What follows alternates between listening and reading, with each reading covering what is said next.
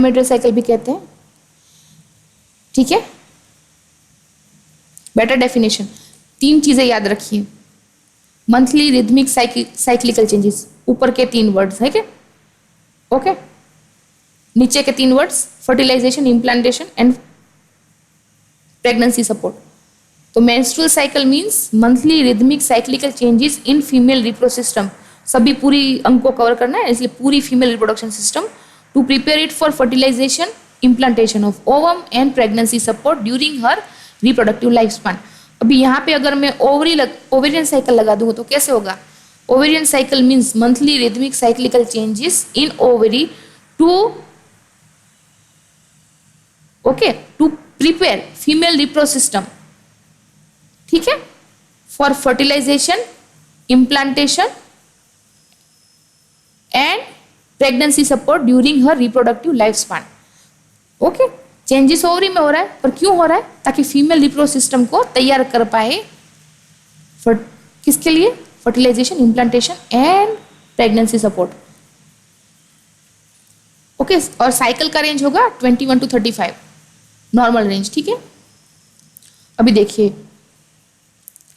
Uterine changes, इसमें 3 है, menstrual phase, proliferative phase, secretory phase. Ready? Menstrual phase यानी खून निकलता है, एंडोमेट्रियम टूट जाता है ना, desquamated and expelled out through vagina. पहले की line, desquamated and expel out through vagina. ठीक है, उसमें कुछ ब्लड दिखेगा, आप आश्रय याद रख लीजिए, 80 to 100 ml जितना खून निकलता है। ठीक है, अभी कोज, क्यों खून निकलता है? Causes of onset of menstrual phase. तो सबसे पहले प्रेगनेंसी नहीं रहेगी, तो अपन ने देखा था कि भाई अनारकली का क्या हुआ, अनारकली यानी अपनी कॉर्पस ल्यूटियम अभी जिंदा नहीं रहेगी, है ना। So reduction of corpus luteum नहीं रहेगी तो एस्ट्रोजन प्रोजेस्टेरोन नहीं रहेंगे, तो अल्टीमेटली क्या होगा? मेंस्ट्रुएशन स्टार्ट होगी। कैसे? डिटेल में हम इधर देखेंगे। So corpus luteum is now no more, तो स्टीरॉयड का सपोर्ट भी चला गया। क्या होगा? एंडोमेट्रियल सेल जो है यूट्रस के, उसमें लाइसोसोम करके होती है ना, लाइसोसोम होते हैं, उसके अंदर क्या भरा है? प्रोटियोलाइसिस के सारे एंजाइम भरे हैं, है ना, तो वो टूट जाएंगे। तो स्टीरॉयड का काम क्या है? लाइसोसोमल मेम्ब्रेन को स्टेबिलाइज करना। सो नाउ दे आर डिस्टेबिलाइज, टूट गए, तो रिलीज ऑफ प्रोटियोलाइटिक एंजाइम, तो भाई सेल तो वैसे ही मर जाएंगे एंडोमेट्रियम के। दूसरा क्या होगा कि production of prostaglandin F2 alpha. अभी बहुत अलग अलग टाइप के प्रोस्टाग्लैंडिन होते हैं, इसमें से ये वाला जो प्रोस्टाग्लैंडिन है वो क्या कर रहा है? वाजोकंस्ट्रिक्शन, वाजोस्पाज्म। तो क्या होगा? लोकल जहाँ पे वो ब्लड वेसल हो गई कंस्ट्रिक्ट, वहाँ पे हाइपोक्सिया, इश्चेमिया, अल्टीमेटली सेल डेथ। बहुत सारे लोगों का सेल डेथ हो गया तो लोकल नेक्रोसिस। अब ये सारे छोटे छोटे लोकल नेक्रोसिस बड़े होते जाते हैं, एक दूसरे के साथ मिलके पूरे का पूरा एंडोमेट्रियम जो है सुपरफिशियल वो निकलने लगेगा, टूटने लगेगा, उसे कहते हैं एंडोमेट्रियम स्लफ्स, निकल जाता है। ओके, अभी क्यों होता है अपने को pain, nausea, vomiting during menstrual cycle? आप पढ़ लीजिए।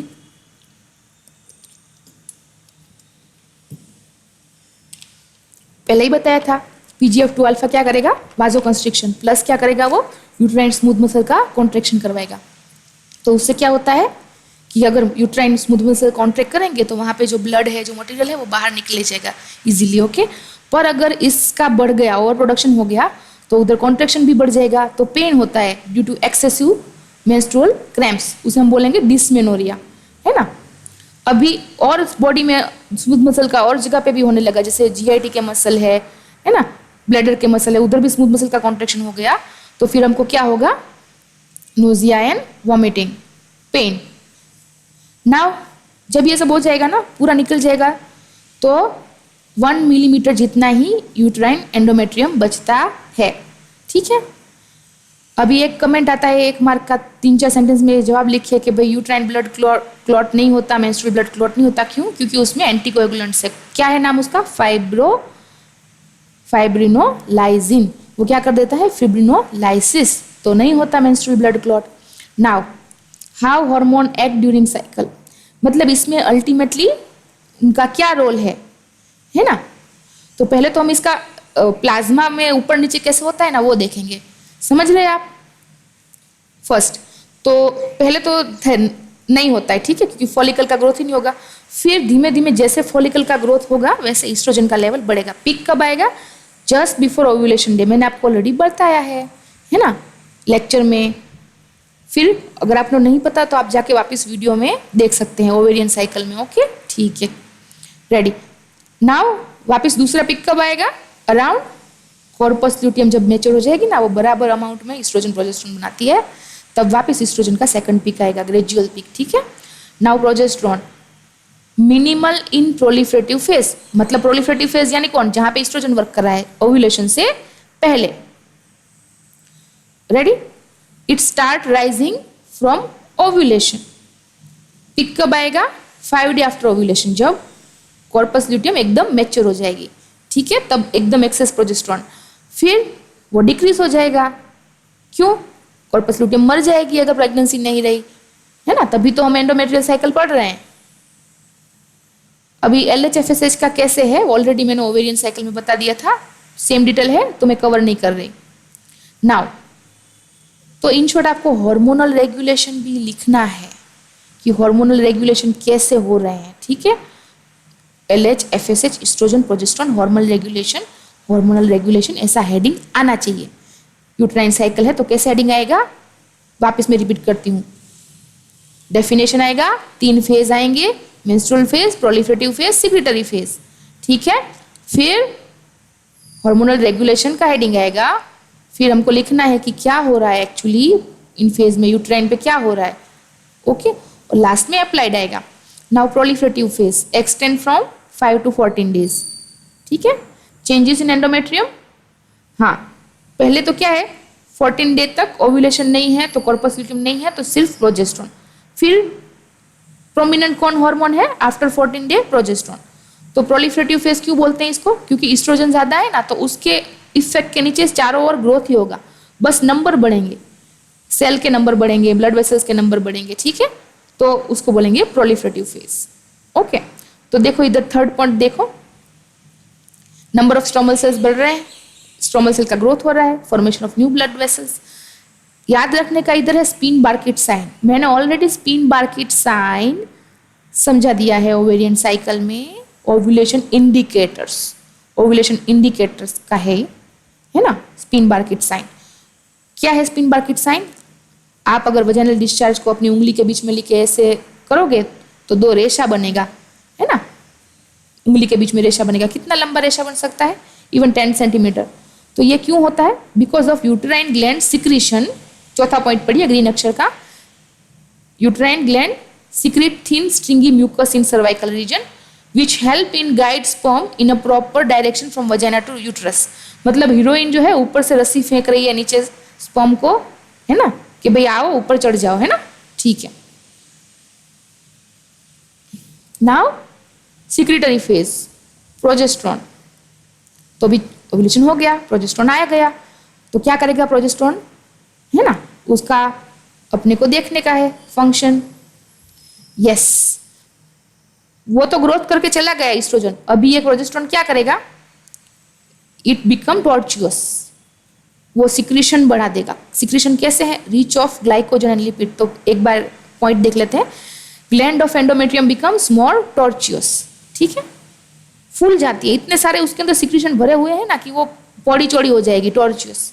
Deposition of glycogen and lipid in stromal cell, new tortuous blood vessel in endometrium, है ना, क्योंकि वासोडाइलेशन हो रहा है, बहुत ग्रोथ हो रहा है, तो because of progesterone blood supply बढ़ जाएगी। इतनी डायलेटेड हो जाती है ना ब्लड वेसल कि ब्लड सप्लाई बढ़ जाती है, नेरो सांकड़े रास्ते का पूरा हाईवे बन जाएगा। So thickness of endometrium is 5 to 6 millimetre, very soft गद्दी बन जाएगी, रिच इन न्यूट्रिएंट्स। किसके लिए? देखो लास्ट वाला point, prepared for implantation of fertilised ovum, ठीक है। अभी सब लेडीज को पता है, उनके लिए कुछ नई बात नहीं है। क्या होगा भाई, मेंस्ट्रुअस आएंगे तब, तो 2-3 लिख के आगे बढ़ जाओ, एब्डोमिनल पेन होगा, डिस्मेनोरिया, नोजिया, वोमिटिंग, हेडेक, अभी वही सारा है ना। क्यों होता है? Because withdrawal of level of hormones, steroid चले जाएंगे तो अच्छा नहीं लगता बॉडी को। अभी बिफोर मेंस्ट्रुअल सिम्टम होगा, है ना, 2-3 दिन पहले, तो उसको क्या बोलेंगे, प्री मेंस्ट्रुअल सिंड्रोम, है ना। क्यों हो रहा है, because of retention of salt and water. किसका है ये इफेक्ट, एस्ट्रोजन का। सेम वही हेडेक, डिप्रेशन, कंस्टिपेशन, ब्ला ब्ला ब्ला, है ना। आगे बढ़ जाओ, इधर आपको वाइवा में पूछ सकते हैं, ठीक है, 2-3 मार्क का कमेंट भी हो सकता है, तो आपको पता होना चाहिए। Amenorrhoea, absent of menstrual cycle, है ना, आता ही नहीं है कभी, तो उसे क्या बोलेंगे, एमेनोरिया। हाइपोमेनोरिया, इधर देखो, हाइपो और फोर्थ पॉइंट ओलिगो में डिफरेंशिएट करना है। हाइपोमेनोरिया यानी मेंस्ट्रुअल ब्लीडिंग का अमाउंट घटा हुआ है, तो हर महीने जो 100 ml जितना, मान 10 ml जितना कुछ स्पॉटिंग ही होता है, ठीक है, तो अमाउंट इज डिक्रीज, है ना। ओलिगोमेनोरिया क्या है, फ्रीक्वेंसी। अभी फ्रीक्वेंसी क्या होगी, साल में 12 बार आने चाहिए, हर महीने आना चाहिए, उसके बदले ये क्या हो रहा है, 2 महीने पे आ रहा है, 3 महीने पे आ रहा है, तो पूरे साल में कितना होगा, 6 बार ही आएगा, तो it will be called decrease frequency, है ना, ओलिगोमेनोरिया। अभी menorrhagia, excess amount of menstrual bleeding, ठीक है, that is menorrhagia. Polymenorrhoea, increase frequency, साल में 24 बार, 30 बार, क्योंकि हर 10 से 15 दिन पे पोली में आ जा रहा है, ओके, 15 दिन पे आ जाएगा, तो साल में कितनी बार, 24 बार, जस्ट फॉर एग्जाम्पल, है ना। पूरी 1 साल की डायरी जब रखेंगे ना, तब पता अपन डायग्नोस कर सकेंगे कि कोई मेंस्ट्रुअल साइकिल का प्रॉब्लम है, ठीक है। तो polymenorrhoea, increase frequency of menstrual bleeding. Pain है साथ में, तो डिसमेनोरिया। अभी मेटोरेजिया में क्या होता है, एक तो इधर कुछ पैटर्न नक्की नहीं है, और इन बिटवीन पीरियड भी स्पॉटिंग दिखेगा, uterine bleeding in between period. यहाँ पे मेटोरेजिया में कोई पैटर्न नहीं है, ऊपर की सारी टर्मिनोलॉजी में डिफरेंट पैटर्न होता है, डिफरेंट साइकिल होते हैं, ये रिदमिक होते हैं। मेटोरेजिया इज नॉट रिदमिक, ठीक है। तो ये हो गया भाई हमारा मेंस्ट्रुअल साइकिल। अगर आपको हमारा वीडियो अच्छा लगा हो तो लाइक करें और अपने दोस्तों के साथ शेयर करें, अपने ग्रुप में छा जाएं। ऐसे ही मजेदार और यूजफुल वीडियो के लिए और लाइफ में टॉप पे रहने के लिए life top up channel subscribe करें। नोटिफिकेशन के लिए बेल आइकॉन दबाएं ताकि आप पीछे ना रह जाएं।